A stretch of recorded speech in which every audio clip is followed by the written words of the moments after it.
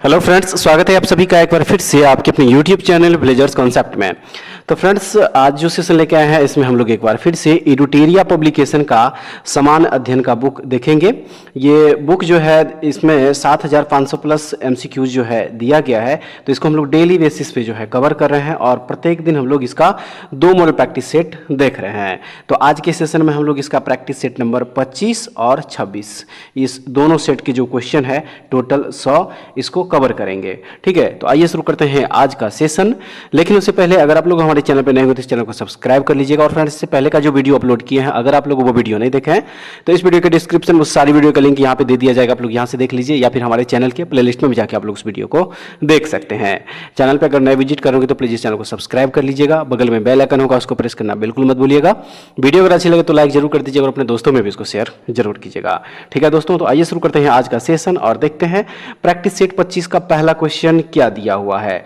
तो question number जो first दिया गया है, देखिए कह रहा है इसमें कि ताम्रपाषाण काल में महाराष्ट्र के लोग मृतकों को घर के फर्श के नीचे किस तरह रखकर दफनाते थे।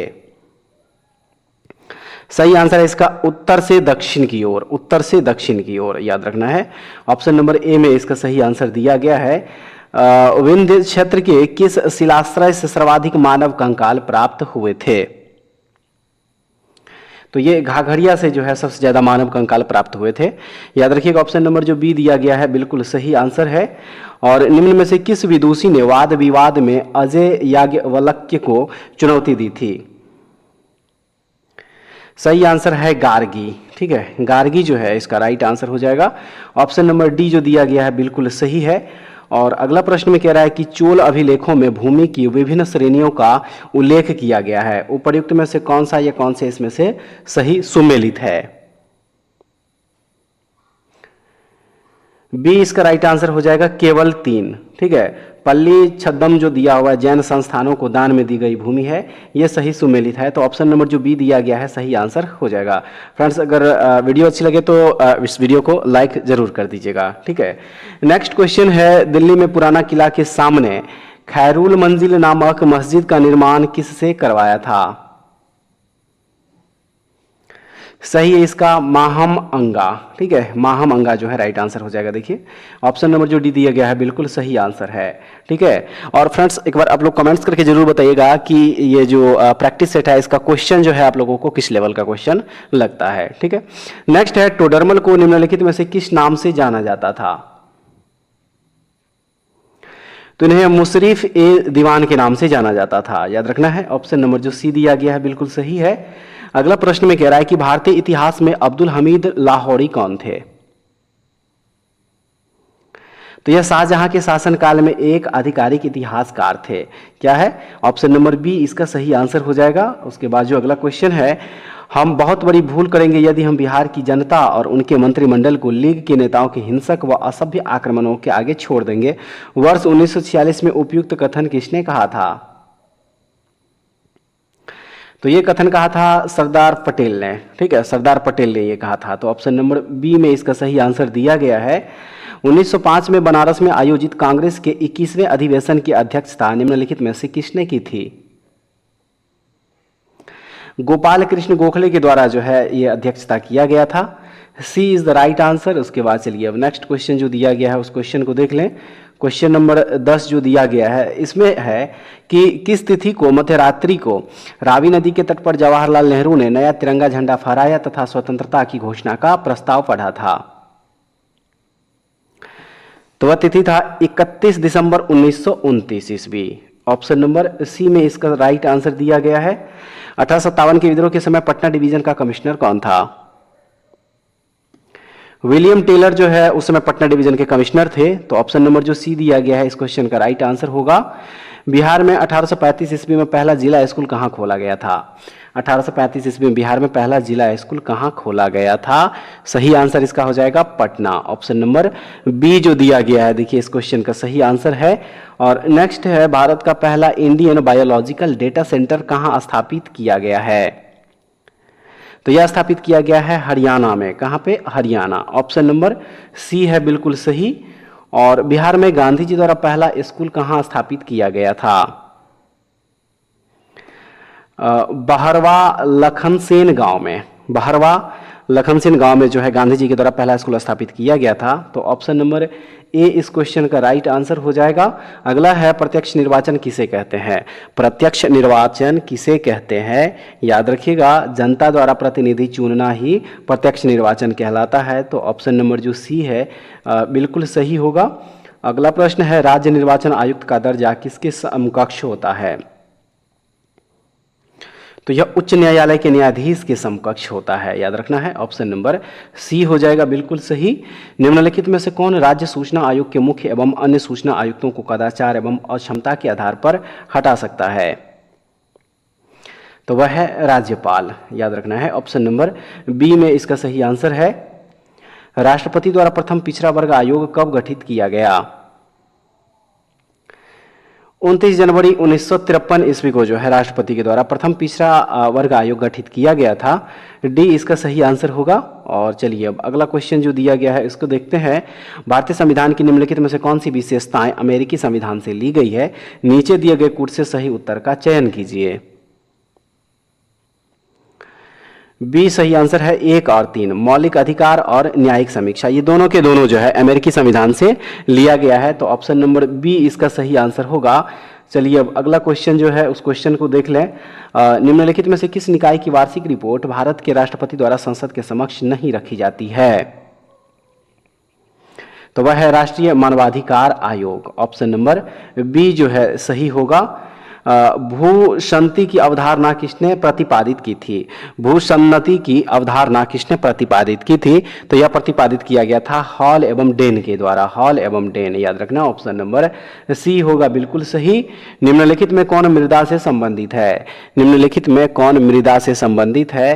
तो इडेफिक जो है देखिए यह मृदा से संबंधित। ऑप्शन नंबर ए होगा बिल्कुल सही आंसर। अगला प्रश्न में कह रहा है कि निम्नलिखित में से किसमें ओजोन की सर्वाधिक सांद्रता मिलती है? किसमें ओजोन की सर्वाधिक सांद्रता मिलती है? तो यह मिलती है स्ट्रेटोस्फीयर में। स्ट्रेटोस्फीयर, ऑप्शन नंबर सी जो है सही है। आइए अब देखते हैं नेक्स्ट क्वेश्चन दिया है इसमें कि निम्नलिखित युग्मों में कौन सही सुमेलित नहीं है? निम्नलिखित युग्मों में कौन सही सुमेलित नहीं है? तो इसमें सिमलीपाल राष्ट्रीय उद्यान जो मध्य प्रदेश दिया गया है ये सही सुमेलित नहीं है फ्रेंड्स, क्योंकि सिमलीपाल राष्ट्रीय उद्यान जो है यह मध्य प्रदेश नहीं बल्कि ये ओडिशा राज्य में स्थित है। कहाँ स्थित है? ओडिशा में। तो इसलिए ऑप्शन नंबर जो डी दिया गया है इसका सही आंसर हो जाएगा। और उसके बाद चलिए अब अगला क्वेश्चन जो है देख लें। भारत के विभिन्न क्षेत्रों में उत्पादित सुल्ताना, गुलाबी और काली चंपा निम्नलिखित प्रमुख फलों में किसकी किस्में है? तो ये सभी जो है अंगूर की किस्में है, याद रखना है। ऑप्शन नंबर डी इसका सही आंसर है। और उसके बाद चलिए अब जो अगला प्रश्न दिया गया है उसको देख लीजिए 26 नंबर में। देखिए इसमें कह रहा है कि सूची 1 को सूची 2 के साथ सुमेलित कीजिए और नीचे दिए गए कूट से सही उत्तर का चयन कीजिए। एक तरफ उपकरण का नाम है और दूसरे तरफ जो है मापे गए तत्व का नाम दिया गया, सही मिलान करना है। तो सही मिलान इसका ऑप्शन नंबर बी में हो जाएगा। ए का 3, बी का 4, सी का 2 और डी का 1 हो जाएगा। ए का 3 जो है देखिए स्लिंग साइक्रोमीटर जो है इसके द्वारा जो है सापेक्ष आर्द्रता मापा जाता है। बी का 4 है पेडोमीटर के द्वारा जो है दूरी मापा जाता है। और सी का 2 यानी कि स्पेक्ट्रोमीटर के द्वारा जो है विकिरण ऊर्जा और पिक्नोमीटर के द्वारा जो है ठोस की मात्रा मापी जाती है। तो ऑप्शन नंबर जो बी दिया गया है इस क्वेश्चन का सही आंसर है। और चलिए अब अगला क्वेश्चन जो है उस क्वेश्चन को देखते हैं। क्वेश्चन नंबर 27 हो जाएगा। और देखिए इस क्वेश्चन में जो दिया गया है कह रहा है कि किसी पदार्थ का प्रति इकाई आयतन पर द्रव्यमान क्या कहलाता है?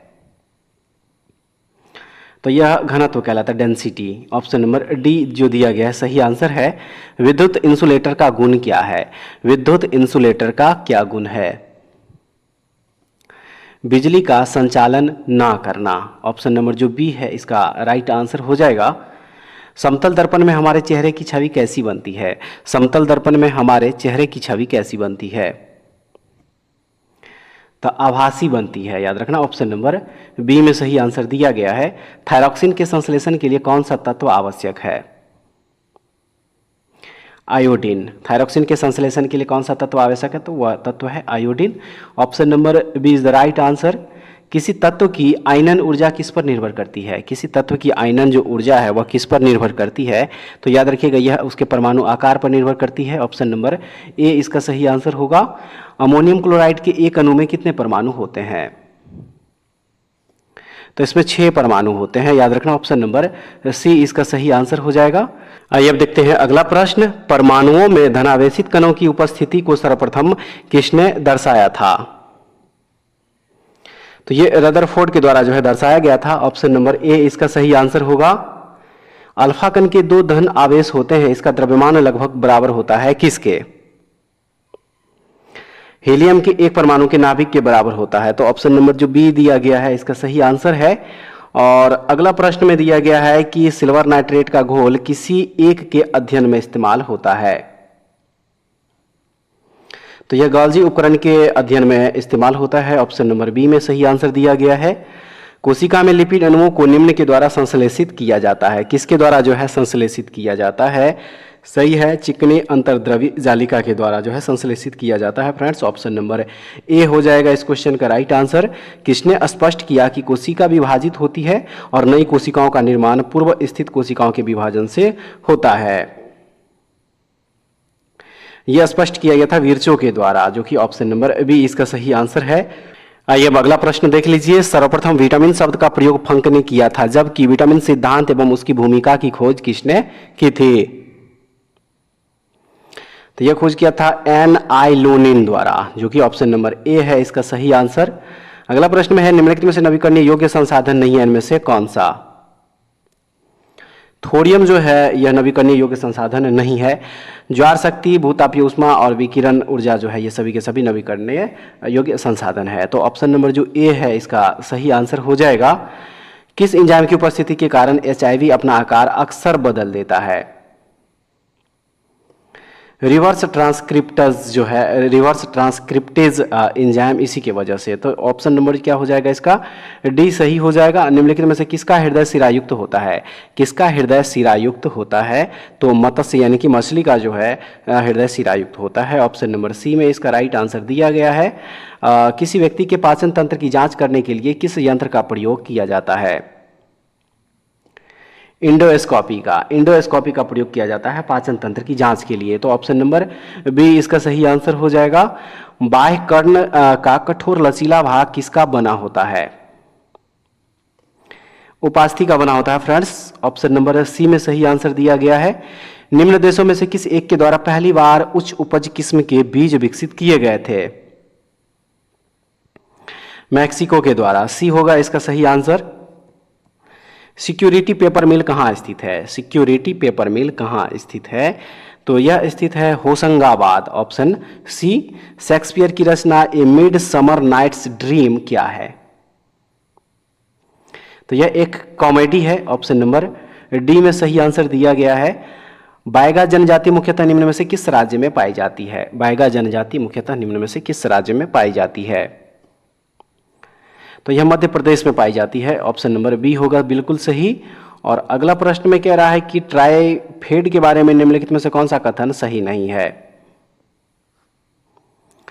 इसने अपने कार्यों की शुरुआत वर्ष 1998 में मुंबई स्थित कार्यालय से की थी, ये सही नहीं है। तो इसलिए ऑप्शन नंबर जो डी दिया है इसका सही आंसर होगा। और चलिए अगला प्रश्न देख लीजिए। अब 49 नंबर में दिया गया है कि वीरशैव मत की स्थापना किसने की? वीरशैव मत की स्थापना किसने की? तो इसकी जो स्थापना किया गया बासवन्ना के द्वारा। ऑप्शन नंबर बी में इसका राइट आंसर है। और अगला प्रश्न है विश्व बैंक समूह 5 अंतर्राष्ट्रीय संगठनों का एक विस्तारित परिवार है। दिए गए कूट में से सही उत्तर चुनिए। तो इसका जो ऑप्शन है पहले इसको ऑप्शन देख लीजिए और सही आंसर इसका ऑप्शन डी 2, 3 और 4 हो जाएगा। 2, 3, 4 अंतर्राष्ट्रीय विकास संघ, बहुपक्षीय विनिवेश गारंटी एजेंसी, माफ कीजिएगा निवेश गारंटी एजेंसी और निवेश विवादों के निपटाने के लिए अंतर्राष्ट्रीय केंद्र। तो ऑप्शन डी इसका राइट आंसर है।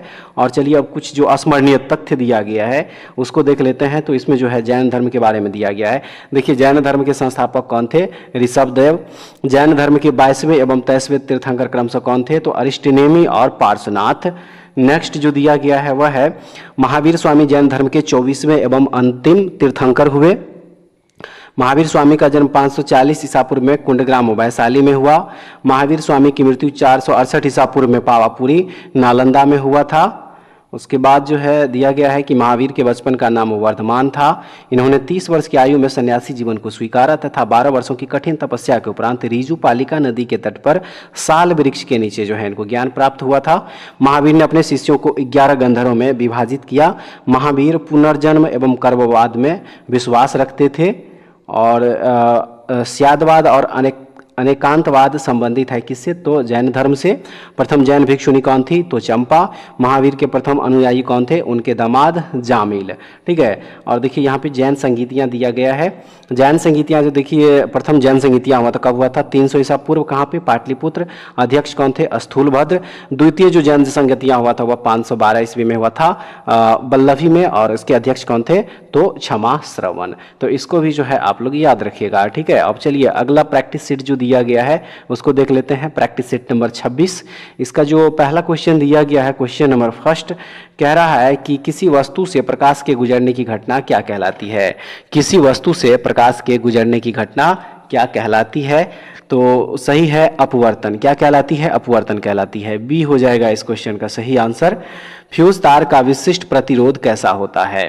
फ्यूज तार का विशिष्ट प्रतिरोध कैसा होता है, तो उच्च होता है प्रतिरोध, याद रखना है। ऑप्शन नंबर डी होगा बिल्कुल सही। निम्नलिखित में से किसकी भिन्नता के कारण संपीड़न और विरलन उत्पन्न होते हैं।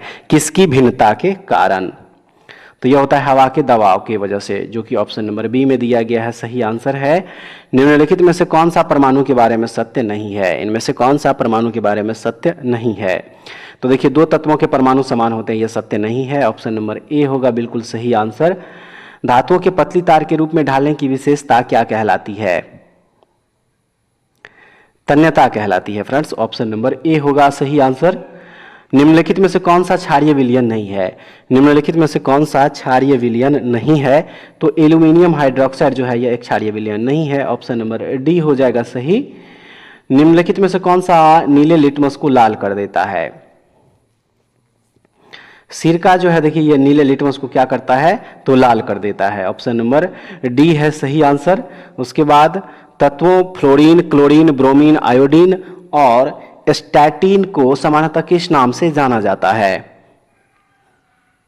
तो इसे जो है हैलोजन के नाम से जाना जाता है। ऑप्शन नंबर ए है सही आंसर। अगला प्रश्न है, निम्नलिखित में से कौन सा एक कोशिका में अधिक मात्रा में पाए जाने वाला अणु है। जल। जल जो है देखिए यह कोशिका में अधिक मात्रा में पाए जाने वाला अणु है। ऑप्शन नंबर बी में इसका सही आंसर दिया गया है।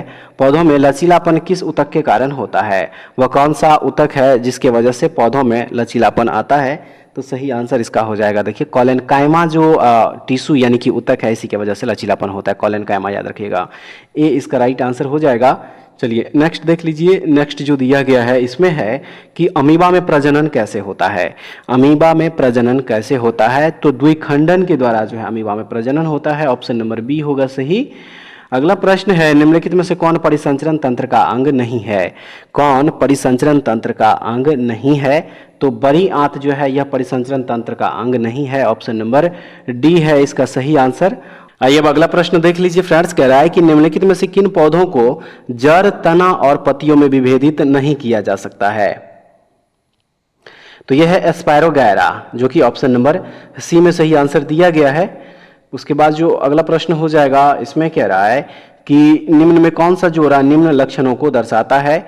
होठों का सूजना, हाथों तथा पैरों की त्वचा पर मोटा वर्णक का होना, चिरचिरा होना, तो ये सभी होता है निकोटिनामाइड पेलाग्रा, जो कि ऑप्शन नंबर डी में दिया गया है, सही आंसर है। अगला प्रश्न है, किसी व्यक्ति के पाचन तंत्र की जांच करने के लिए किस यंत्र का प्रयोग किया जाता है। इंडोस्कोप का प्रयोग किया जाता है इसमें। ऑप्शन नंबर बी होगा सही। संविधान निम्न में से किसके लिए शोषण के विरुद्ध अधिकार स्वीकृत करता है। 1, 2, 3 हो जाएगा बच्चों के, स्त्रियों के और जनजातियों के, तो देखिए सी इसका सही आंसर हो जाएगा। और उसके बाद जो अगला प्रश्न है, कह रहा है इसमें कि निम्न में से कौन सा प्रशासन पर विधायी नियंत्रण के अंतर्गत नहीं आता है, तो शून्यकाल इसका राइट आंसर हो जाएगा। ऑप्शन नंबर बी में दिया गया है। किस समिति में राज्यसभा का प्रतिनिधित्व नहीं होता है, वह कौन सा समिति है, वह है प्राक्कलन समिति। ऑप्शन नंबर ए है इसका सही आंसर। दिए गए विकल्पों में कौन सही है, दिए गए विकल्पों में कौन सही है, तो इसमें इनमें से सभी सही है। सर्वोच्च न्यायालय जो है मूल क्षेत्राधिकार रखता है, सर्वोच्च न्यायालय अपीलीय क्षेत्राधिकार रखता है और यह परामर्श संबंधी क्षेत्राधिकार रखता है। तो ऑप्शन नंबर जो डी है इसका सही आंसर हो जाएगा। और चलिए अब अगला प्रश्न को देख लीजिए। अगला प्रश्न जो दिया गया है प्रश्न नंबर 20। देखिए फ्रेंड्स, इस क्वेश्चन में कह रहा है कि निम्न पर विचार कीजिए एवं नीचे दिए गए कूटों का प्रयोग करते हुए सही उत्तर का चयन कीजिए। तो इसका जो सही उत्तर हो जाएगा वो ऑप्शन बी होगा, 1, 3 और 4। 1, 3 और 4 हो जाएगा। राज्यपाल अपना पद ग्रहण करने से पूर्व शपथ लेगा या प्रतिज्ञान करेगा। राज्यपाल उच्च न्यायालय के मुख्य न्यायमूर्ति या उसकी अनुपस्थिति में ज्येष्ठतम न्यायाधीश के समक्ष शपथ या प्रतिज्ञान करेगा। शपथ या प्रतिज्ञान की प्रक्रिया भारतीय संविधान के अनुच्छेद 159 में दी गई है। तो ये तीनों जो है सही हो जाएगा। ऑप्शन नंबर बी इस क्वेश्चन का बिल्कुल सही आंसर है। चलिए अब अगला क्वेश्चन जो है उसको देख लेते हैं। 21 नंबर में दिया गया है कि भारत के प्रत्येक नागरिक का कर्तव्य होगा कि प्राकृतिक पर्यावरण का संरक्षण एवं उसका संवर्धन करे। यह किस अनुच्छेद में शामिल है? तो यह अनुच्छेद 48 क में शामिल है। ऑप्शन नंबर बी होगा सही। और भारत में नियंत्रक महालेखा परीक्षक पद को कब सरकारी नियंत्रण से मुक्त कर वैधानिक दर्जा दिया गया? तो यह दर्जा दिया गया था भारत शासन अधिनियम 1919 के द्वारा। ऑप्शन नंबर बी जो है इसका आंसर सही हो जाएगा।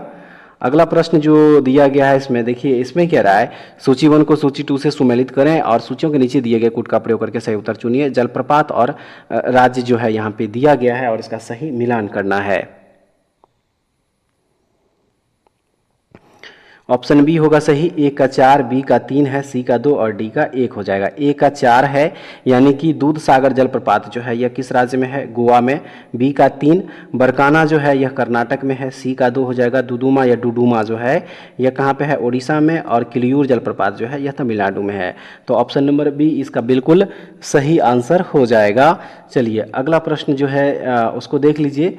प्रश्न नंबर 24 में कह रहा है कि वात दिग्दर्शी का कार्य क्या है? वात दिग्दर्शी का क्या कार्य है? तो इसका कार्य है वायु की दिशा को दर्शाना, जो कि ऑप्शन नंबर सी इसका सही आंसर हो जाएगा। चलिए अब अगला प्रश्न जो है इस प्रश्न को देख लीजिए। प्रश्न नंबर 25 में दिया गया है सूची 1 को सूची 2 के साथ सुमेलित कीजिए और सूचियों के नीचे दिए गए कूट का प्रयोग करके सही उत्तर चुनिए। एक तरफ भौगोलिक लक्षण दिया गया है, दूसरी तरफ भौगोलिक प्रक्रिया का जो है प्रकार दिया गया है। तो इसका जो सही मिलान करेंगे तो ऑप्शन जो ए दिया गया है बिल्कुल सही हो जाएगा। ए का 4, बी का 1, सी का 3 और डी का 2 हो जाएगा। मिलान कर लीजिएगा आप लोग, ठीक है। चलिए अगला प्रश्न जो है उसको देख लेते हैं। प्रश्न नंबर 26 हो जाएगा फ्रेंड्स। और देखिए इस प्रश्न में कह रहा है कि प्रतिचक्रवात की विशेषता होती है। प्रतिचक्रवात की क्या विशेषता होती है? तो इसकी विशेषता होती है स्वच्छ आसमान, यानी ऑप्शन नंबर डी इसका सही होगा। निम्नलिखित नदियों में से कौन सी एक पंचनद में सम्मिलित नहीं है? वह कौन सी नदी है? वह है सिंधु नदी। बी इसका सही आंसर होगा। निम्नलिखित स्थानों में से कौन सा एक लौह अयस्क खनन क्षेत्र नहीं है? तो मलाज खंड जो है यह एक लौह अयस्क खनन क्षेत्र नहीं है। ए इसका राइट आंसर हो जाएगा। सैंधव सभ्यता के प्रमुख स्थल आलमगीरपुर किस नदी के किनारे स्थित है? हिंड नदी के किनारे। ऑप्शन नंबर बी में दिया गया है सही आंसर। किस ब्राह्मण में गंधार, पंचाल आदि के राजाओं का उल्लेख मिलता है? तो यह मिलता है सतपथ। ऑप्शन नंबर सी हो जाएगा सही। अगला प्रश्न है देवपारा अभिलेख का संबंध किस शासक से है? विजयसेन से इसका संबंध है। ऑप्शन नंबर बी होगा। किसने वेदमार्ग प्रतिष्ठापक की उपाधि धारण की थी? बुक्का प्रथम। ऑप्शन नंबर ए है सही। औरंगजेब द्वारा जजिया कर को पुनः किस वर्ष लागू किया गया था? 1679 ईस्वी। ऑप्शन नंबर डी होगा। पहाड़िया विद्रोह का संबंध किस राज्य से है? इसका संबंध बिहार एवं झारखंड राज्य से। ऑप्शन नंबर ए होगा। नेक्स्ट है महमूद गजनवी को परास्त करने हेतु राजपूत शासकों के संघ का नेतृत्व किसने किया था? जयपाल ने। ऑप्शन नंबर सी जो है सही होगा। निम्नलिखित में से कौन सा एक फतेहपुर सीकरी में स्थित नहीं है? Moti Masjid. Option number B जो दिया गया बिल्कुल सही हो जाएगा। मॉन्टेस्क्यू के संबंध में निम्नलिखित कथनों पर विचार करें, सत्य कथन का चयन करें। 1 और 2 दोनों कथन जो है सत्य है। इसने the spirit of the laws नामक पुस्तक की रचना की। इस पुस्तक में सत्ता के शक्ति के विभाजन की बात लिखी गई है। तो ऑप्शन नंबर जो सी दिया गया है बिल्कुल सही हो जाएगा। और चलिए अब अगला प्रश्न जो है, इस प्रश्न को देख लीजिए। इस प्रश्न में जो दिया गया है, कह रहा है कि निम्नलिखित घटनाओं को कालानुक्रम के अनुसार बढ़ते हुए सही क्रम में व्यवस्थित करें। तो सही आंसर इसका जो है वह है option number C, 1, 3, 4, 2। Vasco da Gama की दूसरी बार भारत यात्रा, उसके बाद हो जाएगा ईस्ट इंडिया कंपनी की स्थापना, फिर बेदरा का युद्ध और उसके बाद वांडीवास का युद्ध जो है सबसे लास्ट में हो जाएगा। तो ऑप्शन नंबर सी इसका बिल्कुल सही आंसर है। चलिए नेक्स्ट क्वेश्चन देख लीजिए। कह रहा है इसमें कि निम्न में से किस क्षेत्र में अस्थायी बंदोबस्त की प्रथा प्रचलित नहीं थी। सही आंसर है पंजाब, ऑप्शन नंबर बी है। अगला प्रश्न, क्रिप्स मिशन के साथ कांग्रेस के आधिकारिक वार्ताकार कौन थे। तो वह थे ए और बी दोनों, यानी कि मौलाना आजाद और जवाहरलाल नेहरू। तो ऑप्शन नंबर डी इसका सही हो जाएगा। निम्न में से किसने कांग्रेस की वार्षिक बैठक को 3 दिनों का तमाशा कहकर संबोधित किया था। अश्विनी कुमार दत्त ने, ऑप्शन ए है सही। जीवमंडल आरक्षित परिरक्षण क्षेत्र है आनुवांशिक विभिन्नता के, जो कि ऑप्शन नंबर ए में इसका सही आंसर दिया गया है। निम्न में से कौन सा एक भारत के राष्ट्रीय जलवायु परिवर्तन कार्य योजना के मिशन में शामिल नहीं है। नाभिकीय शक्ति जो है इसमें शामिल नहीं होगा। ऑप्शन ए इसका राइट आंसर है। टुमारोज बायोडायवर्सिटी पुस्तक के लेखक कौन है। इसके लेखक वंदना शिवा, ऑप्शन सी होगा सही। विश्व का प्रथम 3D प्रिंटेड रॉकेट का नाम क्या है। टेरॉन फर्स्ट, ऑप्शन नंबर बी हो जाएगा। ऑपरेशन गंगा पुस्तक के लेखक कौन है। तरुण पिथोड़े, जो कि ऑप्शन नंबर बी में इसका राइट आंसर दिया गया है। देखेंगे अगला प्रश्न, कह रहा है छोटे व्यापारियों के लिए एक मुफ्त आयकर योजना की सिफारिश किस समिति ने की थी। चलैया समिति के द्वारा जो है सिफारिश किया गया था। ऑप्शन नंबर सी में राइट आंसर हो जाएगा। नकदी लेन देन सिद्धांत किसने दिया था। फिशर ने, ऑप्शन नंबर बी है सही। और अगला प्रश्न में कह रहा है कि निम्न में से कौन व्यक्ति स्टील मैन ऑफ इंडिया के रूप में विख्यात थे। जमशेद जे ईरानी जो है ये स्टील मैन ऑफ इंडिया के रूप में विख्यात थे। तो ऑप्शन नंबर सी हो जाएगा सही। और लास्ट क्वेश्चन जो है, दलखाई नृत्य किस राज्य का एक प्रसिद्ध लोक नृत्य है। तो यह है ओडिशा का। ऑप्शन नंबर ए इसका सही आंसर है। कुछ स्मरणीय तथ्य जो दिया गया है इसको देख लीजिए। दिया गया है कि बिंबिसार ने किसे हराकर अंग राज्य को मगध में मिलाया था। तो ब्रह्मदत्त को। इसने मगध की राजधानी राजगृह को बनाया। इसने भगवान बुद्ध की सेवा में राजवैद्य जीवक को भेजा। बिंबिसार की हत्या उसके पुत्र अजातशत्रु ने किया था। उसके बाद है अजातशत्रु को कुनिक उपनाम से जाना जाता था। इसने लगभग 32 वर्षों तक मगध पर शासन किया। अजातशत्रु की हत्या उसके पुत्र उदयन ने किया। बिंबिसार बौद्ध धर्म का अनुयायी था, जबकि अजातशत्रु प्रारंभ में जैन धर्म का तथा बाद में बौद्ध धर्म का अनुयायी बना था। नेक्स्ट है, उदयन ने पाटलिपुत्र की स्थापना की। शिशुनाग ने अपनी राजधानी पाटलिपुत्र से वैशाली स्थापित की। कालाशोक ने अपनी राजधानी को वैशाली से पाटलिपुत्र स्थापित किया। शिशुनाग का उत्तराधिकारी जो है कालाशोक हुआ था। और उसके बाद है, शिशुनाग वंश का अंतिम राजा नंदीवर्धन था। नंद वंश का संस्थापक महापदम नंद। नंद वंश का अंतिम शासक घनानंद। और चंद्रगुप्त मौर्य ने घनानंद को पराजित करके मौर्य वंश की स्थापना की थी। तो फ्रेंड्स ये था इस बुक का प्रैक्टिस सेट नंबर 25 और 26 का जो है टोटल 100 प्रश्न। उम्मीद करते हैं कि ये क्वेश्चन जो है आप लोगों के लिए काफ़ी महत्वपूर्ण होगा। और फ्रेंड्स एक बार वीडियो को जरूर देखिएगा और उसके बाद कमेंट्स करके जरूर बताइएगा कि सेशन आप लोगों को कैसा लगा और क्वेश्चन का लेवल कैसा था और इसमें से टोटल आप लोग कितना क्वेश्चन सही कर पाए। तो ऐसे वीडियो के लिए हमारे चैनल से जुड़े रहिए। नेक्स्ट वीडियो में दोबारा फिर से मिलेंगे, तब तक के लिए जय हिंद।